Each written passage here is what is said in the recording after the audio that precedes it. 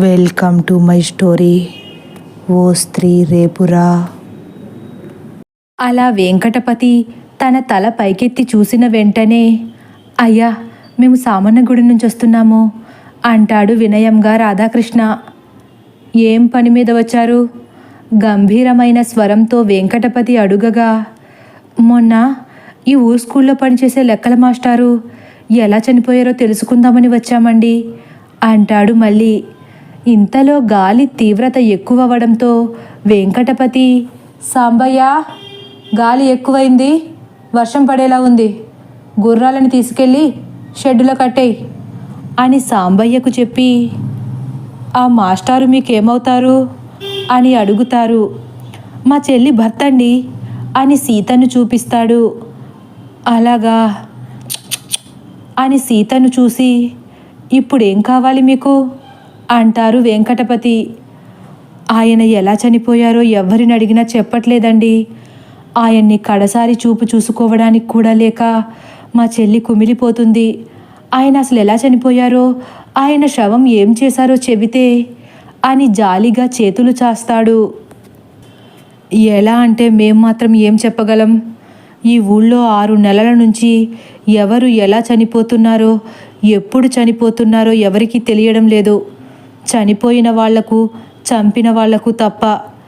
ఎన్నో వింత సంఘటనలతో ఊరు వల్లకాడైపోతుంటే చూస్తుండడం తప్ప ఏమీ చేయలేని దుస్థితి మాది. అలాగే నీ భర్త కూడా చనిపోయాడు. కానీ మీ దౌర్భాగ్యం ఏంటంటే ఆ అబ్బాయి శవం కూడా ఇంత వెతికినా ఎవరికీ కనపడలేదు. అలాగైతే ఆయన చనిపోయారని మీరెలా చెబుతున్నారండి?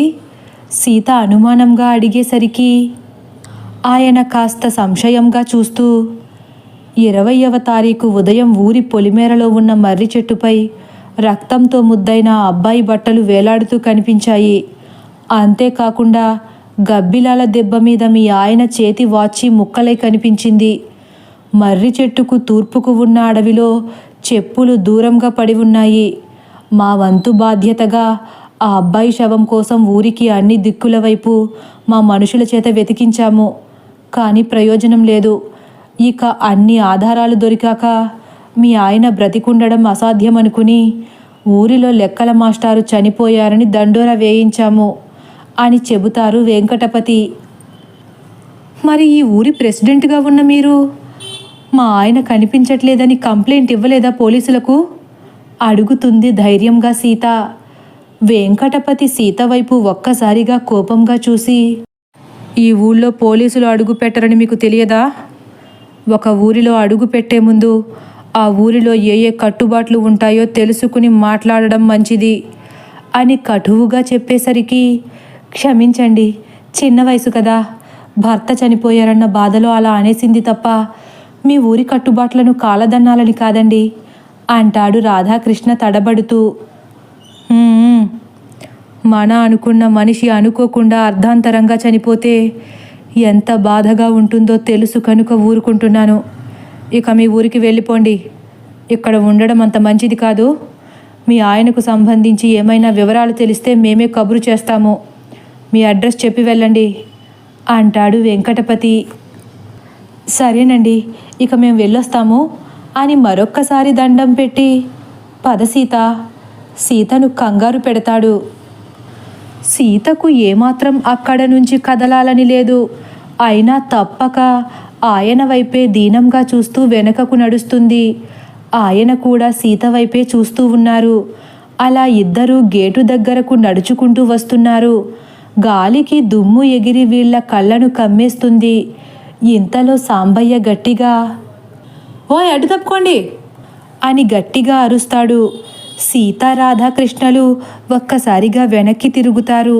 వీళ్ల వైపు వేగంగా వస్తున్న పెద్ద ఎద్దును చూసి హడలిపోయి ఎటు వెళ్లాలో తెలియక నివ్వెరబోయి చూస్తున్నారు. వెంటనే రాధాకృష్ణ సీత చేయిని పట్టుకుని, సీతారా అని వేగంగా పరిగెడతాడు. సీత కూడా హడలిపోయి రాధాకృష్ణ వెనకే పరుగెడుతుంది. బహుశా అది సీత కట్టుకున్న ఎర్ర చీరపై కోపంతో కాబోలు వీళ్ల వైపే రంకెలు వేస్తూ వస్తుంది. వెనక సాంబయ్య కూడా వేగంగా పరిగెడుతూ, బసవా ఆగో అని అరుస్తున్నాడు. వెంకటపతి కూడా ఉన్న చోటు నుంచి గబాలున పైకి లేచి తన పంచెని పైకి పట్టుకుని, బసవా ఆగరా అని బిగ్గరగా అరిచినా ఆ ఎద్దు ఆగకుండా వీళ్ళ వైపే వస్తుంది. సీత తొందరగా పరిగెత్తు గట్టిగా అరుస్తాడు రాధాకృష్ణ. సీత భయంతో పరిగెడుతుంది. ఆ ఎద్దు వీళ్ళ దగ్గరకంటూ వచ్చేసింది. తన బలమైన పొడుగాటి కొమ్ములను కిందకు వంచి సీతను పొడవబోతుంది. బసవా అని మళ్ళీ వెంకటపతి కంగారుగా కిందకి ఉరుకుతాడు. ఇంతలో ఎవరో బలంగా ఆపినట్లు ఎద్దు ఉన్న చోటు నుండి కదల్లేక ఆగిపోయింది. క్షణకాలంలో తన పని ముగిసిపోతుందనుకున్న సీత ఆయాసపడుతూ ఎద్దు వైపే చూస్తూ ముందుకు పరిగెడుతుంది. రాధాకృష్ణకు కూడా ఎద్దు సడన్గా ఎందుకు అక్కడ వరకు వచ్చి ఆగిపోయిందో అర్థం కాక సీతను వెనక్కి లాగుతూ గేటు బయటకు తీసుకుపోయి వేగంగా గేటు వేసేస్తాడు రాధాకృష్ణ. వీళ్ళు గేటు దాటి బయటకు రాగానే క్షణకాలంలో ఏదో మాయ జరిగినట్లు గాలి వీయడం ఆగిపోయింది. వింతగా మేఘాలు కూడా చెదిరిపోయి ఎర్రని భానుడు ప్రత్యక్షమయ్యాడు. ఇద్దరూ వాతావరణంలో ఏం జరుగుతుందో కూడా తెలియనంతగా హడలిపోయి ఒక్కసారిగా నిట్టూర్చుకుని లోపల ఉన్న ఎద్దు వైపే భయంతో చూస్తున్నారు. ఇంతలో వెంకటపతి ఎద్దును బలంగా వెనక్కి లాక్కుంటూ వెళుతూ కోపంగా, ఎరా ఎద్దు తాడు తెంపుకుంటుంటే మొద్దులా చూస్తున్నావా అని సాంబయ్యను తిడతారు. పొరపాటైపోయిందయ్యా అని సాంబయ్య ఎద్దును పట్టుకుని, మీరు వెళ్ళిపోండయ్యా నేను కట్టేస్తాను అంటాడు. వెంకటపతి సీత రాధాకృష్ణలు కూడా కొంచెం తేరుకున్నాక, ఈరోజు ఎవరి ముఖం చూసామో కానీ బ్రతికిపోయాం సీత, పద వెళ్దాం అంటాడు. ఇంతలో ఎదురుగా ఉన్న వెంకటపతి తమ్ముడు పశుపతి ఇంటి ముందు పెద్ద కారొచ్చి ఆగింది. సీత తలదించుకో అని తను కూడా తలదించుకుని ముందుకు నెమ్మదిగా అడుగులేస్తున్నాడు రాధాకృష్ణ.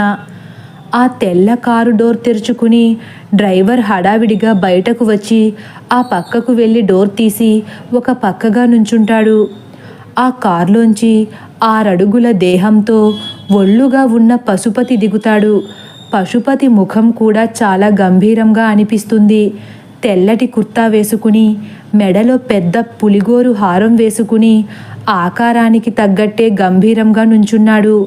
కారులోంచి వీళ్లను చూస్తున్న పశుపతి దిగాగా కూడా వీళ్ళ వైపు అనుమానంగా చూస్తూ, అరే ఎవర్రా వాళ్ళు, ఎప్పుడు ఈ ఊళ్ళో చూడలేదు అంటాడు అంతకు మించి గంభీరంగా. డ్రైవర్ కంగారుగా, కనుక్కొస్తానయ్యా అంటూ వీళ్ళ దగ్గరకు పరుగు పరుగున వచ్చి, ఓయ్ ఎవరు మీరు, ఏ ఊరు మీది అంటాడు 2 అడుగులు వీళ్ళ వైపు వేసి. రాధాకృష్ణ భయంతో ఉన్న చోటే ఆగి తడబడుతూ డ్రైవర్ వైపు చూసి, మాది సామన్నగూడెం, వెంకటపతి గారితో చిన్న పనుండి వచ్చాము అంటాడు. పశుపతి కళ్ళు బాగా కోపంగా ఉన్నట్లు అర్థమవుతుంది రాధాకృష్ణకు. ఆ భయంతోనే నెమ్మదిగా, వెళ్ళొస్తామండి, సీత నువ్వు ముందు నడు అని సీతను ముందుకు పంపి తను వెనుక నడుస్తున్నాడు.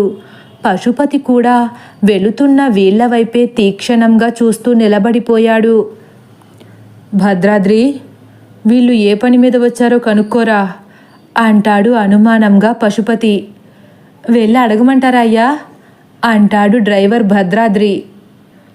ఆగు, నెమ్మదిగా వాళ్ళను వెంబడించి అనుమానం రాకుండా కనుక్కునిరా అని చేతిలో ఉన్న చుట్టను నోట్లో పెట్టుకుని లైటర్తో వెలిగిస్తూ చెబుతాడు. అలాగేనయ్యా అని డ్రైవర్ గబగబా వాళ్ళ వెనక నడుస్తున్నాడు. రాధాకృష్ణ వేగంగా సీత బ్యాగ్ పట్టుకుని నడుస్తూ, సీత ఉదయం 8 గంటలకు జగ్గన్నగూడెం బస్సు వచ్చి ఆగుతుంది, నిన్ను ఆ బస్సు ఎక్కించేస్తాను, నువ్వు జగ్గన్నగూడెం బస్టాండ్కి వెళ్ళి మీ విజయవాడ బస్సు ఎక్కు అంటాడు. అలా కాస్త దూరం నడిచి ముందుకు వెళ్ళేసరికి సీత మాత్రం ఈ లోకంలో లేదు. రఘురాం గురించే తీవ్రంగా ఆలోచిస్తుంది. ఒక పక్క ఆ ఎండలో సూర్యకిరణాలు వాడిగా తలను తాకుతుంటే జీవితాంతం బాధ్యతగా చూసుకుంటానని మాటిచ్చి 7 అడుగులు వేసిన భర్త లేడన్న వార్త సీత మెదడులో పాములా కలియదిరుగుతుంది. అలా ఆలోచిస్తూ కళ్ళు తిరిగి కింద పడిపోతుంది సీత. అయ్యో సీత, సీత అని రాధాకృష్ణ సీత చేయి పట్టుకుని కదుపుతున్నాడు. తదుపరి భాగం కోసం వేచి ఉండండి. ఒకవేళ నా కథ కానీ మీకు నచ్చినట్లయితే లైక్ చేసి సబ్స్క్రైబ్ చేయడం మర్చిపోకండి. Thank you for watching.